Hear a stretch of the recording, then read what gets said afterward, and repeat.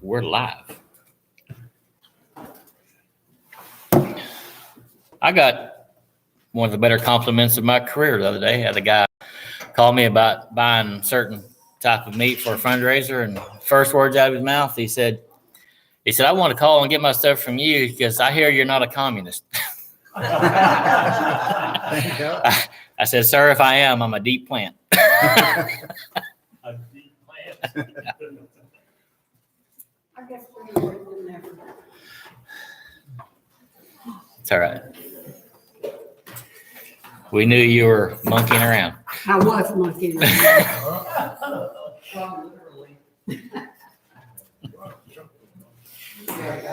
You know how many you've read about when the believers in Jerusalem had all things common, and people have tried to use that to say, look, communism, that's a great thing. They had everything in common. You got to look at the situation. Jesus had told them all.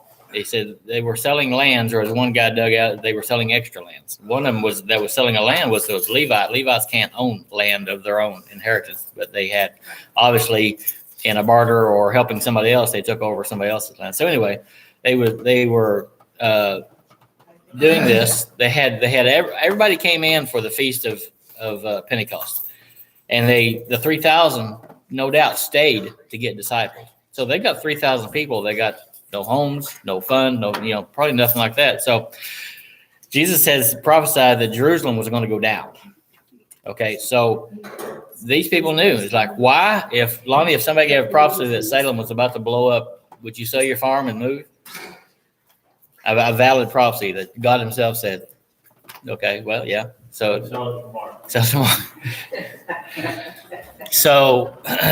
they were selling things, they were selling their assets, and they were helping the people. But no, God's not a communist. He's not a Democrat nor a Republican. He may be a libertarian. I'm not sure. I truly doubt if the communists spend time in prayer. No, and America was actually the very first experiment when they came here was communism. They had fields they were cultivating, and everybody worked in theory, and then everybody reaped the only bad thing about having something like that is half of them sat in their cabins and didn't do anything.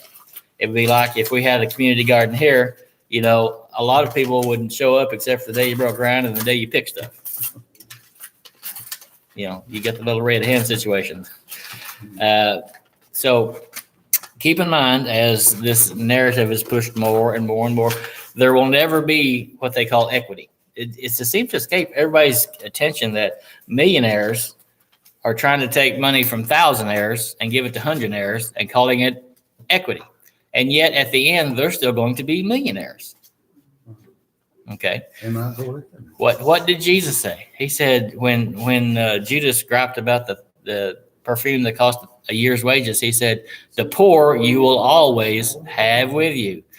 What does the Antichrist do? He causes all to take a mark. The rich, the poor, the free, the slave. There's going to be slavery too, but that don't mean we can't do our best to get people out as much as we can.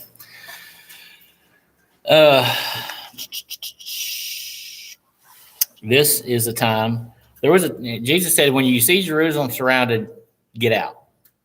That was a time then, and that's the time that's coming. That's a dual prophecy. So when Titus surrounded with his Syrian conscripts Jerusalem, and there was a window when he pulled back for some odd reason, and an angel appeared to the Christians in Jerusalem, and they said, and he said, get well you can't, and they left and they went to Pele, but some stayed, and of course the Jews stayed because they believe God's not going to let our temple fall, stuff. So they stayed. And they said, well, we've got grain for years. And then somebody burned the granary. And before you know it, they're eating their own babies, and they're having their premium money paying T-bone price for dove's dung and donkey's heads because they were literally starving to death. They broke down. They smelled food cooking. And Josephus said they smelled food cooking in one house, and they broke down the door, and it was a woman eating her own baby. So this is not without precedence. This is how, remember what they said about the Ukrainians? The Russians were putting out posters saying it's not good to eat your own children. Remember about the Chinese? The Chinese, the military official said, I saw the sad thing everybody's talking about. Families were trading their children so they wouldn't have to eat their own babies. So listen, the Jews that stayed, they had a thought process. It'll just be okay. God won't let it happen. In my mind, this past week, it's just been little flashes of, there were people back during the Revolutionary War that didn't want to do anything, and at the end of the Revolutionary War, they would no doubt stood up and say, see, God took care of it. And yet pastors and parishioners and untold people died fighting for that freedom. And yet they just see, God took care of it. We didn't have to do nothing. No, you need to do something. Okay. All right. Who knows anything about the red heifer? I know Nick does. Bill does. Lonnie does. The red heifer it's necessary for a cleansing of the temple. The red heifer, if I got all this correct, the red heifer had to be 3.5 years old when they sacrificed her. Christ's ministry was 3.5 years. When you sacrificed, you burn the ashes, you had to throw in scarlet and wood, which is all pictures of Christ. Okay, but there's a place in Texas growing red heifers for the temple. They've got the temple prefab. All they got to do is, they've got to do this but I don't think this. I think this is going to be an attempt that they're going to do it because I don't think the time is yet. Because that when they're doing the cleansing, there's a certain sacrifice that I think it takes 3.5 years of different prayers and sacrifice, stuff like that, before the temple opens up. And I think that's when the Antichrist shows up at that 3.5 year mark. He stops the temple's already there. He stops the sacrifice and he sets himself up as God. So I think right now what's going on, this is just a precursor.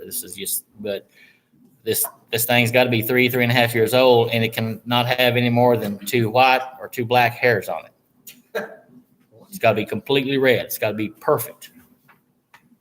Okay. Now I've heard them get the red heifer ready for years. Yeah. And years. They try. Well, I don't know about cows, but I know sheep.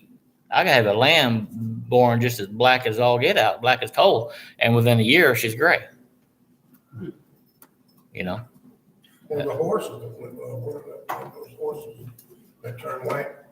Oh, Libizons, Libizons. the black. The same way. They're like, Yeah, anything. But like I said, this is something that they're trying to do. But we're about to watch something. And Lonnie, go ahead and let's do the scriptures because I don't want to interrupt this when we get started. Jeremiah 32:3. King Zedekiah had put him there, asking why he kept giving this prophecy. This is what the Lord said. I am about to hand this city over to the king of Babylon, and he will take it. King Zedekiah will be captured by the Babylonians and taken to meet the king of Babylon face to face. He will then take Zedekiah to Babylon, and I will deal with him there, says the Lord. If you fight against the Babylonians, you will never succeed. At that time, the Lord sent me a message. He said, your cousin, Hanmiel, son of Shalom, how do you say it? Will come and say to you, buy my field at Antioch, by law, you have the right to buy it before it is offered to anyone else. Then, just as the Lord had said he would, my cousin Hanmiel came and visited me in prison and said, please buy my field at Anthron in the land of Benjamin. By law, you have the right to buy it before it is offered to anyone else. So buy it for yourself. Then I knew that the message I had heard was from the Lord. So I bought the field at Anthron, paying Hanmiel 17 pieces of silver for it.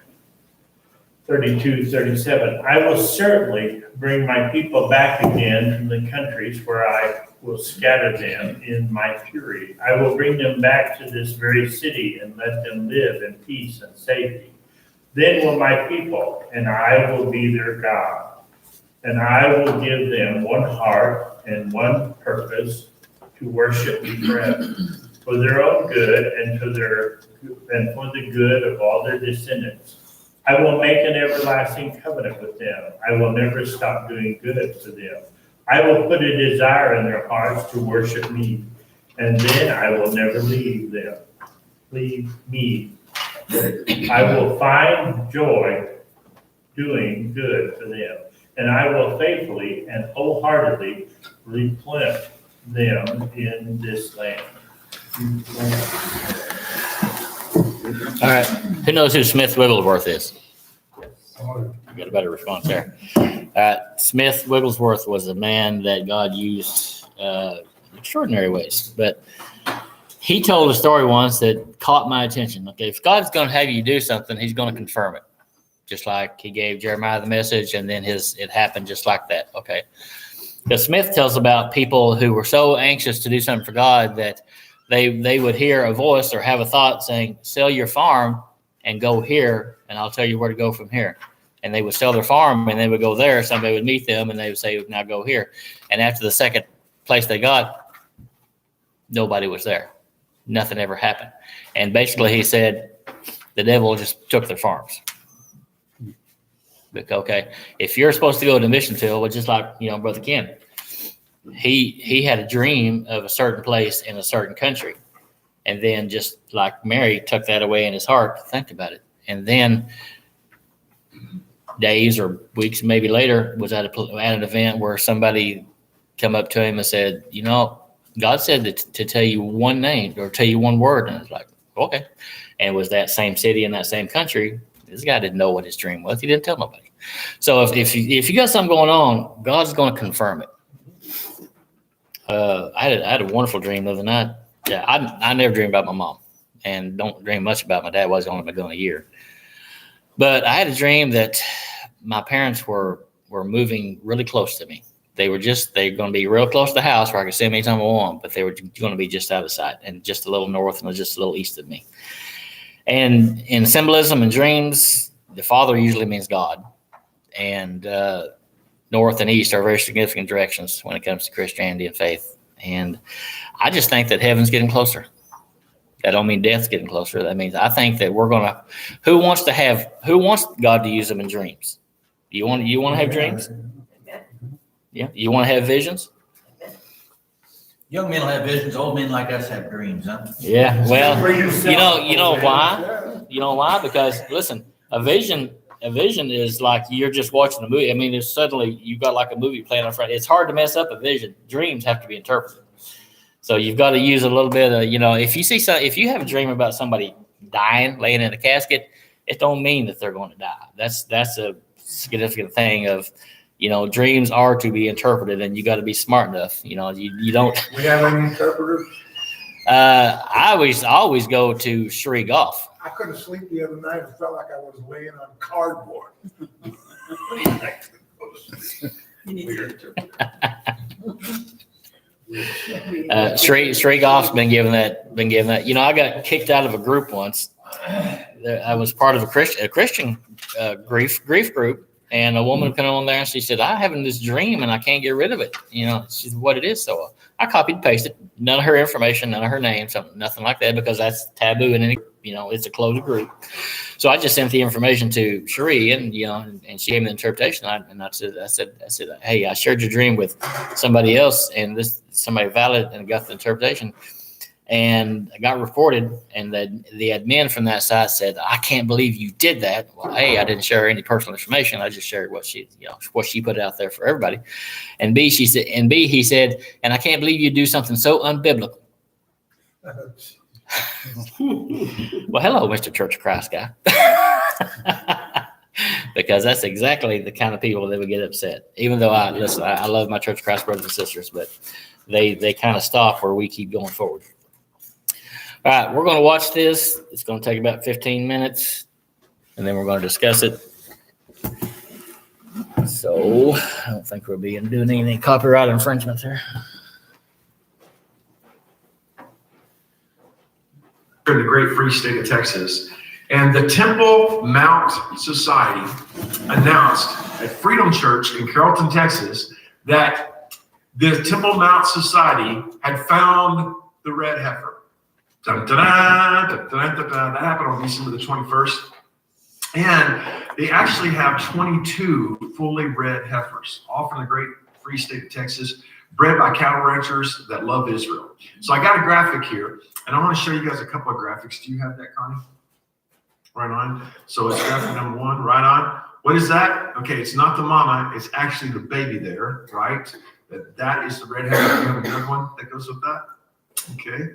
Right on, right on. So you're like, well, what's the big deal of the red heifer? Well, the big deal of the red heifer, and the reason that has to do with the end times, is simply the Jews need a fully red heifer, and it's only allowed to have 2 black or white hairs on its entire body so that they can use its ashes to cleanse the Temple Mount. And the people, as the law states in Numbers chapter 19, and once that's done, the Jews are going to rebuild the temple, and they're going to rebuild the third temple. And what's that going to be? It's going to be something that they like to say over and over and over again, the house of prayer for the nations. And I want you guys to remember that phrase, the house of prayer for the nations. And Jesus predicted that in Matthew chapter 21, verse 33. Yeah. So what are you like? Well, it just looks like a cow to me. Oh, it's more than a cow. Listen, it is the open door for the rebuilding of the third temple. Now, you will note that 2,000 years ago, the temple was destroyed by Nero on the 9th of Av. And then you will also know that 2,000 years before that, I should say 500 years before that, to the day on the 9th of Av, it was destroyed then as well. So we've seen 2 temples come and go, and the third is coming. Like, how do you know that a third temple is coming? Because we know that the abomination of desolation takes place, and we know that the Antichrist steps into it. We know that. So it's like, all right, Pastor Troy, do you support the rebuilding of the temple? Do you actually support that? Yes, I do. Yes, I do. I support the fulfillment of prophecy. I support Israel. I do support that. They're like, well, don't you think it's something that competes with Jesus? Oh, don't get me wrong. There's going to be a big mess that's going to happen with the temple. But there's a big mess that happens with everything. Okay? That's why Jesus has to come back. No, I'm standing with Israel. I love Israel. I'm standing with Israel. I'm believing God. And yes, I actually believe. I'm one of those crazy people that actually believe that the word of God is true. Can you imagine all the people for 2,000 years that every time they read any scripture that had to do with Israel, there would be some demoniac that would replace it with something called replacement theology, because obviously it wasn't talking about the Jews, because the Jews have all been killed and run off and scattered throughout the world. And we all know that. And I mean, Israel's not a nation anymore, so it can't be that. It has to be the church. And lo and behold, Israel reformed as a nation. And boom. And it's like, no, see, it's not a metaphor. It's real. Amen. You can trust the word of God. So the Temple Mount Society has been planning for the third temple ever since Israel became a nation back in 1948. And their goal is to make the temple a house of prayer for the nations. So the Levites, right, they've been locating and have been training to perform all the rituals, all the sacrifices. The materials are all measured, they're cut, they're prefabbed. They're ready to do the temple, the brazen altar, and all the sacrificial tools have been made. And they've just been waiting on the red heifer. They're like, well, we got to find the red heifer. We just can't find one. Oh, they have now. They have now. It's here. So their leading candidate is only 4 months old. And when she turns 3, she will fulfill her role. And so it gives us a little bit of time. But wait, newsflash, the devil also has a ripoff. The devil has a ripoff. And I want to just tell you, what I'm about to show you is something that's going to blow your mind, because while it's real that the temple is going to be built, the globalists of the world are also building another temple. They're building it in Abu Dhabi. And it's called a house of prayer for the nations. That's what they call it. It's a house of prayer for the nations. It's already being unveiled, and you're never going to guess who's behind it. Okay, Pope Francis, the 266th Pope of the Holy Roman Empire, has unveiled what he calls the Abrahamic Family House in Abu Dhabi, the capital of the United Arab Emirates. And there it is right there. And it's due to open in 2022. And it's already being called the seat of the one world religion. That's what they're calling it. Chrislam, the seat of the one world religion. And what are you kidding me? No, this is not being made up. Nobody's making this up. This is real. You can look it all up, look it up for yourself. And with the goal to bring international peace and understanding and brotherhood to the world's three religions that all spring from Brother Abraham, the Abrahamic house is being built as a place of tolerance. So what's it going to have? It's going to have a Muslim mosque, a Catholic church, and a Jewish synagogue. That's what it's going to have. And I want you to look at this again. I'm going to put this picture back up there. This is being built right now at the same time that we find the ashes of the red heifer. We actually find the red heifer where we can actually cleanse them out, and so that the real temple can be built. And this is the seat of the one world religion, and they are calling it also an international house of prayer. Now, the names of these three houses of worship are also very interesting. Okay, so the first one, which is, well, it's named after the Imam, and he's the 50th one, right? And the name of it is God of Benevolence. Benevolence. Yeah, thank you. Did I say benevolence? That's kind of a word, right? No, that's not a word. They're saying no. Benevolence, right? And that brother is an Egyptian, and I want you to keep that in mind.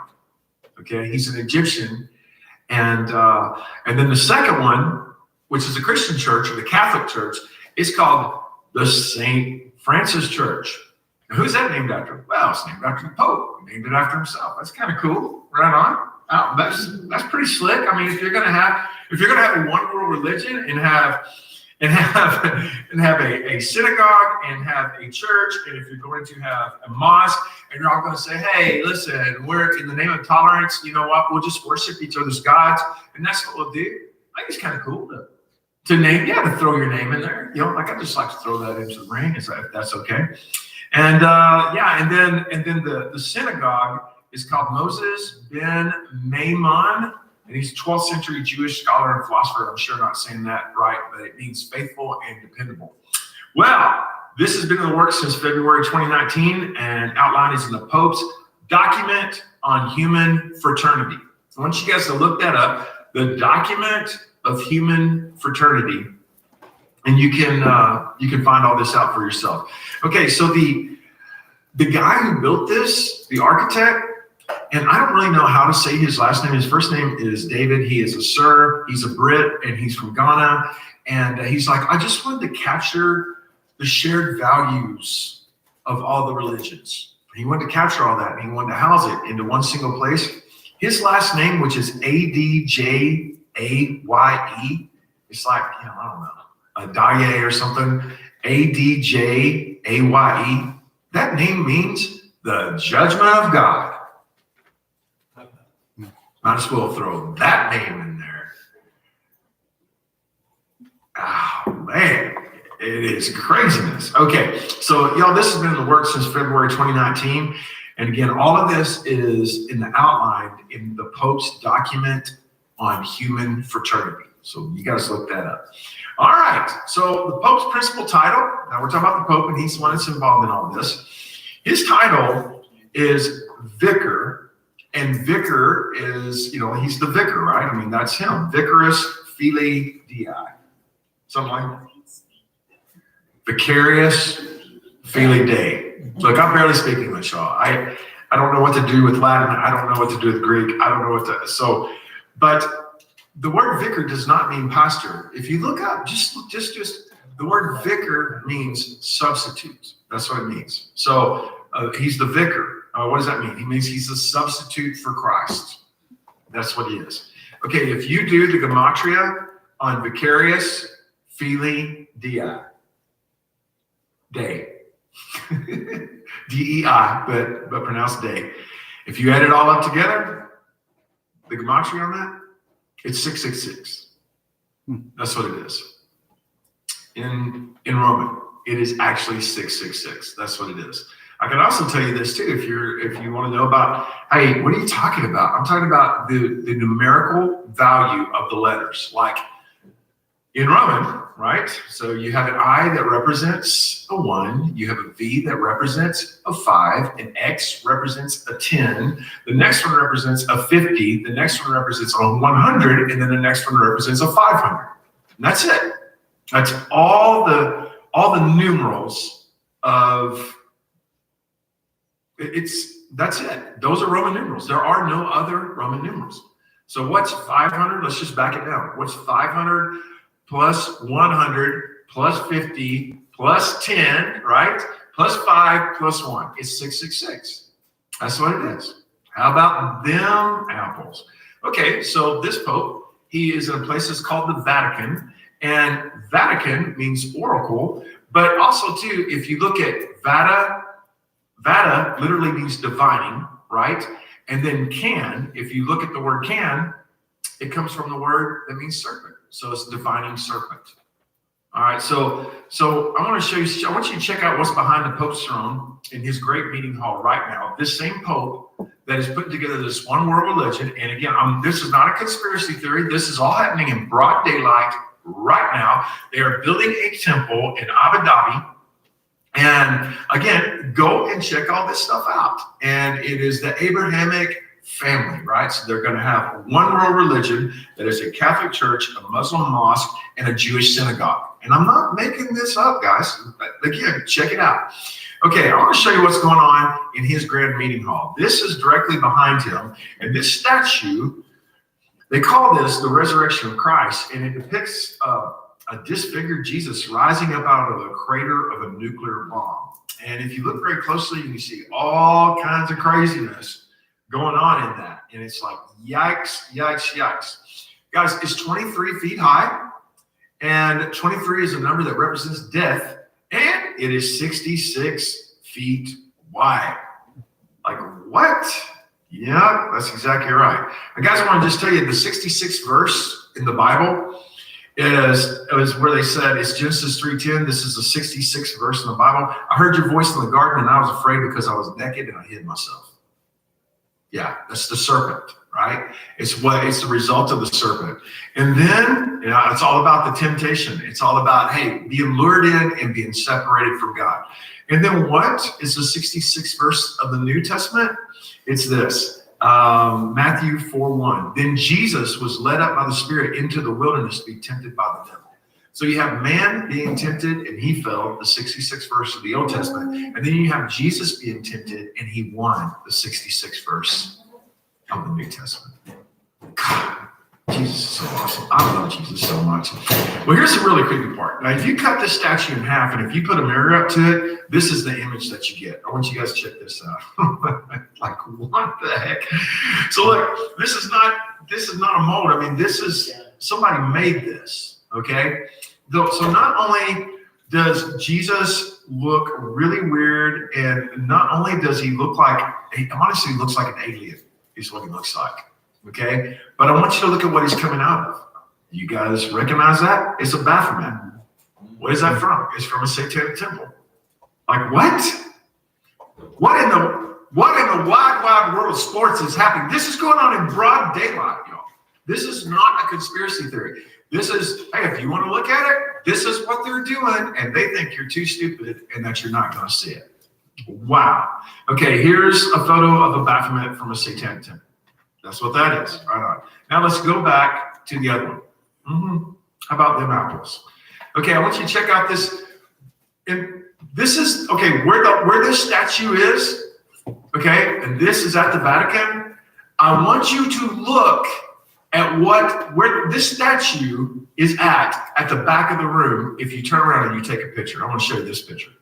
Oh, see, it's inside the mouth. I don't know the mouth of what? The room that looks like a snake, a divining snake, Vatican. Like, what? That ain't the Pope's room. That is the Pope's room. It is this Pope, the 266th Pope, who named the Catholic Church after him. That is part of this one world temple that guys, that's where they meet. That's it. So here's what I'd like to say to you, friends. Do not be deceived. These people are not trying to bring us true peace. They're coming in the name of peace, but they're liars. And I would say this, do not be deceived. I want to say it again, do not be deceived. Why would I say that? Because Jesus says that. He says, do not be deceived. Do not drink the Kool-Aid of this. Do not. I love what Sarah is saying. I love you, Sarah. Man, you know that I love you. They do this because the church is asleep. Man, wake up. Wake up. You're like, okay, that's too creepy. It's too weird, right? I mean, anybody that walks in the room can tell that the room looks like a snake and they don't notice.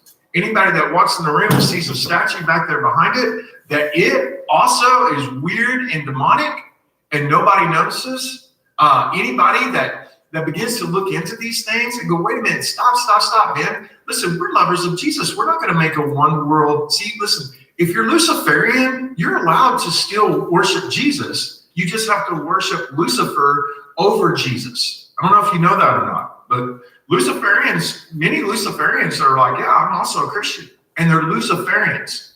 I don't know if you know how all that mess works, but I've had huge conversations with people about this. Like, no, man, listen, worldwide globalists that are Luciferians, they have no problem with you being a Christian as long as you serve Lucifer as the highest God. They have no problem with that. They don't care how many gods you got, and they don't care if Jesus is one of your gods, as long as Lucifer is your highest God. Man, I want to just tell you, in these days, this stuff is going on in broad daylight today. And I would encourage you, we've recently seen things that are going on in broad daylight, like with Disney. And Going on about that, but how many in this room know about it? I didn't know about that building. How many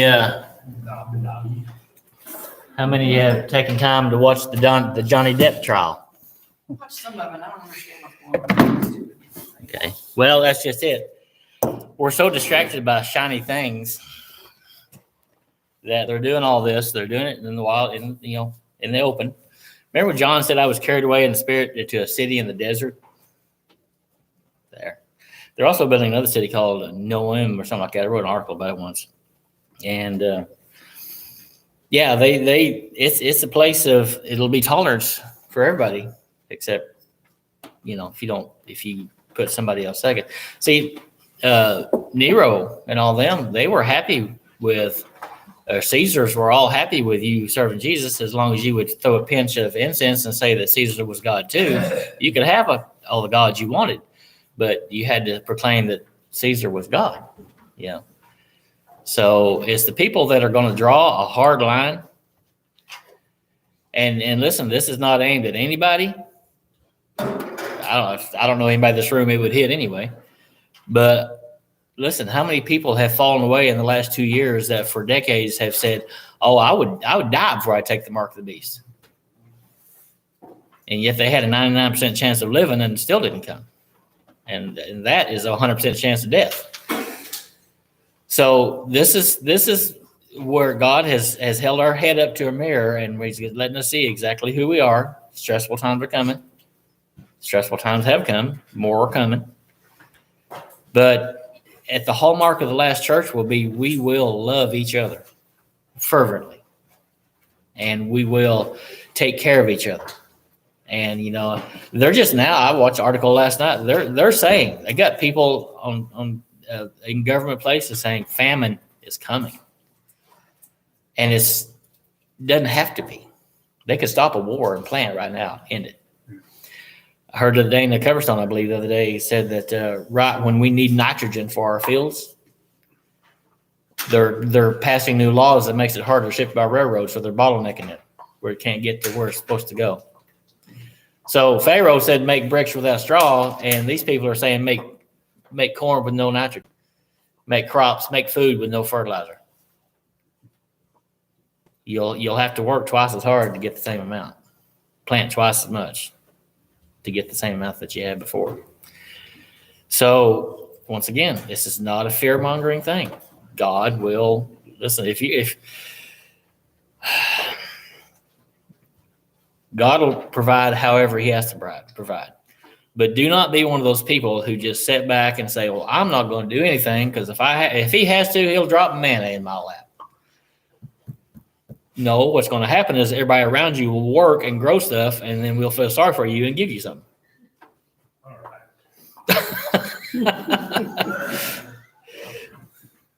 You always been an opportunist. You know,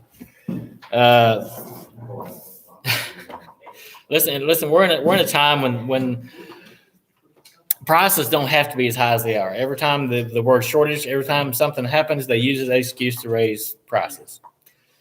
If there truly was shortages per se, like they say, then they or anyway, corporate America has made more in the last year and a half than ever before. It was somebody had mentioned why a certain product was cheaper at another grocery store name that we won't talk about here was cheaper than mine. And I can tell you right now, that particular grocery store chain cleared $100 million profit.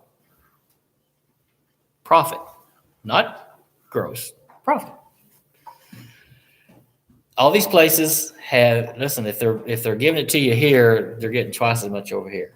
You know, if they run this on sale, then these won't be on sale, and these go in concert with what you're getting. Johnny knows all that. Johnny's explained all that before. Well, Tony, doom and gloom, but one thing that comes to my mind is this: David made the statement. He said, "I've never seen the Righteous forsaken, Exactly. or Same thing. seed begging bread." bread." Exactly. You know, somebody went over to a foreign country, and they looked, and they went along all the beggars on the street, and this was a country of Christian and Muslim, and every beggar was Muslim, wasn't a Christian. Okay. I listened to an old David Wilkerson. He done this back in 73. God showed him all this back in 73. Can you imagine living up until for 30 plus years after seeing this and just seeing it come in dribs and drabs? And then finally God just took him home. And, but he said, it was almost like the Kenneth Hagin prophecy, you know, when God showed Kenneth the blackness coming across America of atheism and communism and socialism. And he said, is there no hope? Is there no remedy? Do we have nothing to look forward to? And at the end of it, God told David Wilkerson, he said, it will be okay. I have this all worked out. Same thing as the Ken Clement prophecy. Harsh things. And yet God says, do not be afraid. I have this whole thing worked out. We are cogs in the wheel. We are placed. You ever notice on like a timer? Nothing changes until it hits that little ticker, right? And in God's time, it's going to happen. Our lives are in God's times, and He's in control of our times and seasons. You know, if you're in something that you don't want to be in, don't despair. God's got a time and a season to change your life. You know, I believe my best years are ahead of me, that I will see the goodness of the Lord in the land of the living. I don't have to die to have what I had before. I don't have to. You know, Satan stole something from me. I want it back. Okay. And so where all our lives are in God's seasons and His timings. Okay. Let's see here. Pele. When the Christians left Jerusalem, they went to a place called Pele. And while Jerusalem was surrounded and starving and then eventually overrun on the 9th of Av, anybody knows that anything bad happens in Jerusalem, it happens on the 9th of Av.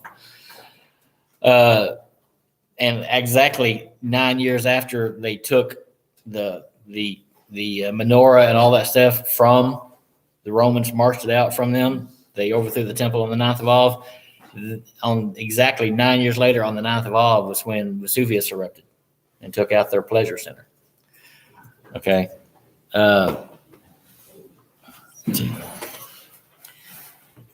When the Jews were starving, the Christians were in Pele farming and living a good life. There may be a time when things pull back, and it may be time. If you're in a city situation, it might be your time to get out of the city. You know, there's people who knows? I mean, there's only like 20 something subscribers, but who knows how many people this will actually hit? I mean, we've all heard testimonies of people that made videos and like Shambach and different ones. And it was years later when he looked at the camera and says, you're sitting on the edge of the bed, you're thinking right now about killing yourself, and it happened right then. The guy just had to be flipping channels and had the gun in his hand and hit that channel right at the right time. God can intersect. So if this intersects you and you're in a city, it might be time to think about getting out of the city. You know, it might be time for or as Perry Stone said, your Pele transition. Go to find a place of a simpler life. But wherever you're at, remember, submit to God, and He will take care of you. He will. This is not a fear-mongering thing. This is nothing that we should not be in fear about any of this stuff. All right, Nick, bless the people. One thing I've heard from this whole thing is we got all this fear and all this stuff going on. Our responsibility, and it starts first with us. Jesus says that know you are Christians by your love one for another. And that's what we have to be doing. Mm-hmm. So if you love one another and go for this stuff, talk about it. But He'll give you places for hours. Mm-hmm. He'll give us people. I was telling Louise, I don't want to put you on the spot. But I said, Louise, we're talking about this and all this. I said, you know, one thing I know for sure is that if things are happening where I'm sure Lonnie will give us a piece of meat. You know, I mean, we'll take care of each other, and we will. Anyway, I don't want to stop preaching. We're lining up at your house. No, I'm not. And I'll sell you a $10,000 lamb.